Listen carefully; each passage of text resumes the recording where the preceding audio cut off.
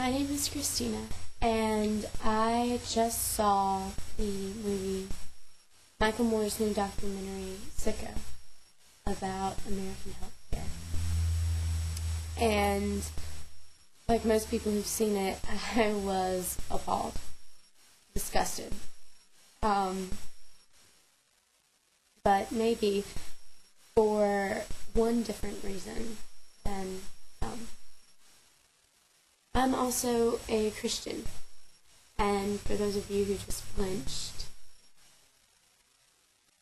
well, thanks for proving my point. As a Christian, I am taught to treat my neighbor as I would want to be treated. And the fact that an organization called the Christian Coalition was listed under groups that have been paid by these healthcare organizations, it sickens me.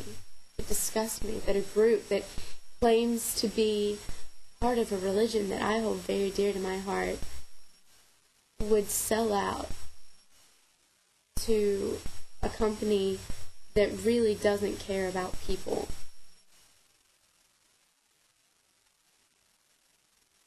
I couldn't just sit there and let it go on, I couldn't just go home after seeing a movie like that, after experiencing the feelings that I felt, and say, I'm just gonna vote. Yeah, that'll fix everything. Give it to another group of corrupted politicians. I just couldn't sit idly by in ignorance the same way that I had been doing for my entire life. So, I kind of got this plan. And it's not a big plan. It's not like world-changing. But I created a group on Facebook. Laugh now. A Facebook group called Christians for Universal Healthcare in America. And the link is going to be in the sidebar. This group is meant to get together people with the same mindset that this is wrong, and that as Christian people, it is our responsibility. Well, you know what? As humans, as American citizens, it is our responsibility to care for people who not only can't afford health care, but for ourselves. People who live in America. I myself, I have health care. I am a somewhat healthy 20-year-old female in North Carolina, and I pay over $200 for health care a month.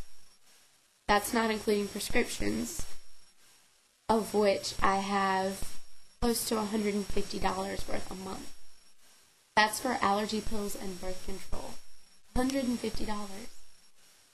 That means that in a month I spend close to $400 on health care alone, without any other doctor visits or prescriptions or trips to the emergency room or eye appointments or dentistry or anything else. $400 a month. That's $4,800 a year as a bare minimum guesstimate of how much I alone, a healthy 20-year-old female who does not smoke and does not drink, spends on health care. And God forbid I actually do get sick, because then it would be even more. Yeah, that's selfish. God forbid I get sick. No, God forbid you get sick. Actually, God forbid anyone that you care about and love gets ill and has to deal with this. Another reason that this is very close to my heart is that I lost my father when I was 12 years old to diabetes, which he had had since he was 19. And while watching this movie, it was impossible for me not to think, if we had this, if we had universal health care, he might still be here. Now, I'm going out on a limb because my father was very, very ill. He went through 2 kidney transplants and multiple surgeries on a leg that shattered as a result of poor circulation due to diabetes.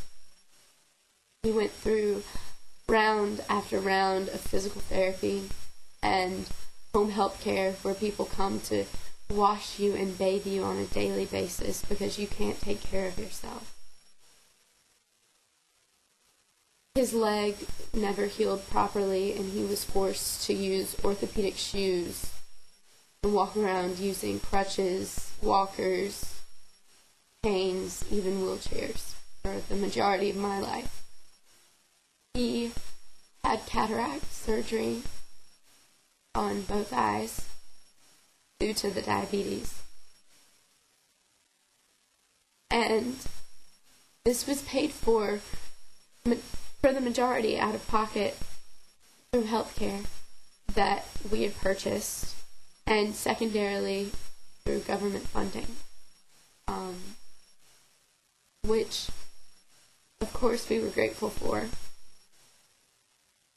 If something like this can keep another 12-year-old girl from crying at night because she knows that her father is being kept alive on life support and feeding tubes, and that the only thing keeping his vegetative body alive is her mother's will. If I can stop another girl from having to go through that, I will. And that's selfish. It is. It is extremely selfish.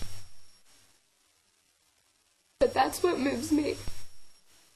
And there's more to this than, of course, just paying for health care. There was also transportation. Heading 3 hours away to the closest capable hospital. Having to spend weeks at a time in a hotel room near said hospital for care. All of this could be paid for with universal health care. And maybe my Facebook group is a silly idea, but if we could unite like-minded people together to try and force people to listen to what we have to say, make them listen, to let them hear us. We're stronger than just one voice. We're stronger than just one person. And I can't promise that we can definitely make a change. I can't make that promise. And I can't claim that I have any glorious plan. But I know that when you get people together who want something, who yearn for it, who need it, you can create change. You can do whatever you want. And I hope that something that I've said, or maybe something that you just feel, will lead you to help. Not to help me. And maybe not even to help people who might go through what I've had to go through. But to at least help yourselves and your own families and your own friends. God says to love others. I'm just trying to do my part. And I hope that you will at least think about it. So, do something that you've probably already done at least once today and log into Facebook and join my group if you feel so led. Don't bother inviting your friends if you're not comfortable with it. I know I'm not. I don't like spamming and stuff like that. You know, if this is right for you, please join. And your ideas are more than welcome. Please share them. I hope that God blesses you. And I hope that you know that I love you.